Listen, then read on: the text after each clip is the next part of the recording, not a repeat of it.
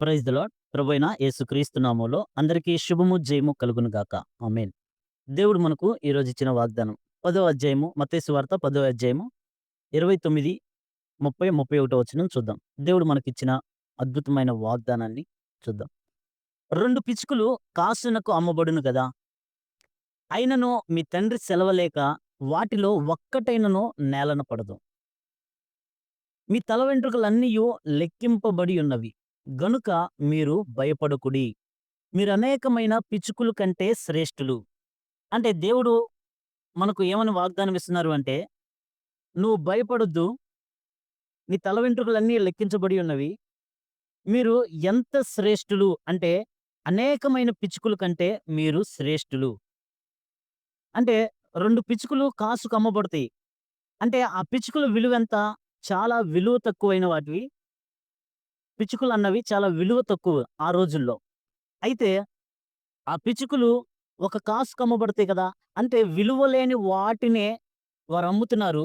అయితే అవి కూడా అంటే విలువ లేని వాటిని కూడా నా చిత్తము లేకుండా, నా సెలవు లేకుండా అందుట్లో ఒకటైనా గూడా నేలపడదంట. అంటే దేవుడు ఆ పిచ్చుకల విషయంలోనే అంత శ్రద్ధ చూపిస్తే, అంత భద్రత చూపిస్తే, అంత ఆలోచన చూపిస్తే, మన విషయంలో దేవుడు ఇంకా ఎంతగా మన పట్ల శ్రద్ధ చూపిస్తారు. మన పట్ల భద్రత చూపిస్తారు. మీ తల వెంట్రుకలన్నీయు లెక్కింపబడి ఉన్నవి. అంటే మన తల వెంట్రుకలన్నీ లెక్కింపబడ్డాయంట. గనుక మీరు భయపడకుడి. మీరనేకమైన పిచ్చుకల కంటే శ్రేష్ఠులు. మీరెందుకు భయపడకూడదంటే, మీరనేకమైన పిచ్చుకల కంటే శ్రేష్ఠులు. ఎందుకంటే, మీ తల వెంట్రుకలన్నీ లెక్కించబడివి. అంటే, మీరు ఎంత విలువ అంటే, నా దృష్టిలో మీరు అనేకమైన పిచ్చుకల కంటే మీరు శ్రేష్ఠులు. ఎందుకు శ్రేష్ఠులు అంటే, దేవుడు నిన్ను, నన్ను ప్రేమించాడు. ఆ ప్రేమకు వెల కట్టలేనిది. మనము క్షమించబడిన వారము. ఎవరైతే యేసుక్రీస్తు ప్రభువారిని అంగీకరిస్తారో, వారి పాపాలన్నీ క్షమించబడ్డాయి. వారు తన బిడ్డలుగా చేసుకున్నారు. కాబట్టి మనము ఎంత శ్రేష్ఠులమంటే ఆయన బిడ్డలము. అంత శ్రేష్ఠులం. అయితే మనల్ని ఎంత విలువ పెట్టి కొన్నాడు? పిచ్చుకలనే 2 కాసులు కొన్నారే! మరి నిన్ను, నన్ను ఈ ప్రపంచంలో ఉన్న ప్రతి మనిషిని కొనాలంటే ఎంత విలువవుతుంది? ఎంత విలువ అంటే ఆయన రక్తమిచ్చి మనల్ని కొనుక్కున్నాడు. ఆయన ప్రాణం పెట్టి మనల్ని కొనుక్కున్నాడు. కాబట్టి మనము ఎంత శ్రేష్ఠులమైనది అంటే మన పరలోకపు తండ్రి ఏమని చెప్తున్నాడంటే, మనందరిని కొనుక్కోవడానికి ఆయన సొంత కుమారుణ్ణి ఆయన నలగగొట్టబడడం ఆయనకిష్టమైందంట. అంటే మన బిడ్డల్ని మనం నలగగొట్టబడడం మనకిష్టంగా ఉంటదా? మన బిడ్డలు ఇబ్బంది పడితే మనకిష్టంగా ఉంటదా?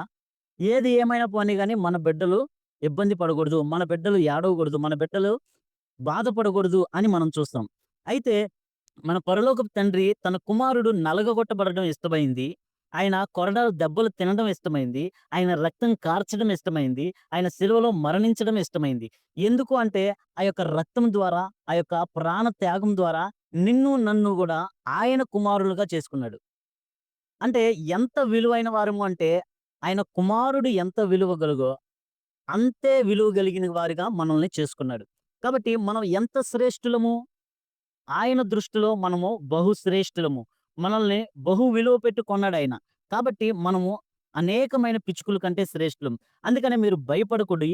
మీ తల వెంట్రుకల్లో ఒక్కటి గూడా నేలన రాలదు. ఆ పిచ్చుకలే నాకు సెలవు లేకుండా నేలన రాలదే. మీరు విషయంలో మీరు పడే బాధ, చీకు, చింత, మీరు పడే భయం, మీరు పడే ఇబ్బందులు, మీరుకున్న అనారోగ్యం, మీకున్న అస్వస్థత ఇవన్నీ నాకు తెలుసు. ఇవన్నీ నేను చూస్తూనే ఉన్నాను. కాబట్టి మీరు భయపడొద్దు. తగిన సమయమందు మీరు పంట కోసుకుంటారు. కాబట్టి దేని విషయంలో మీరు భయపడాల్సిన పని లేదు. విలువలేని పిచ్చుకలనే నేను సెలవివ్వందే అవి రాలవు కదా! మీ జీవితంలో గూడా నా సెలవు లేనిదే ఏది జరగదు. కాబట్టి ప్రస్తుత కాలమందు సమస్తమును దుఃఖకరంగా ఉంటది. సంతోషకరంగా ఉండదు. కానీ దీని యందు అభ్యాసం నువ్వు చేస్తే నీతి, సమాధానం అన్న ఫలము నీకిస్తానని దేవుడు మనకు వాగ్దానం చేశారు. అయితే ఇట్టి వాగ్దానం నీ జీవితంలో, నా జీవితంలో నెరవేర్చబడును గాక. మనము అనేకమైన పిచ్చుకల కంటే శ్రేష్టము.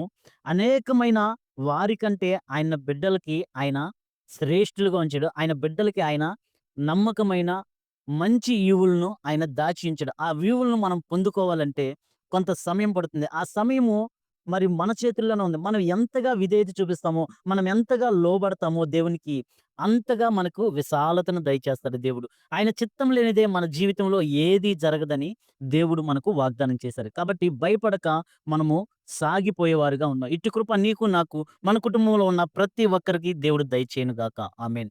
Praise the lord. ప్రభువైన యేసు క్రీస్తు నామంలో అందరికీ శుభము, జయము కలుగును గాక. ఆమేన్.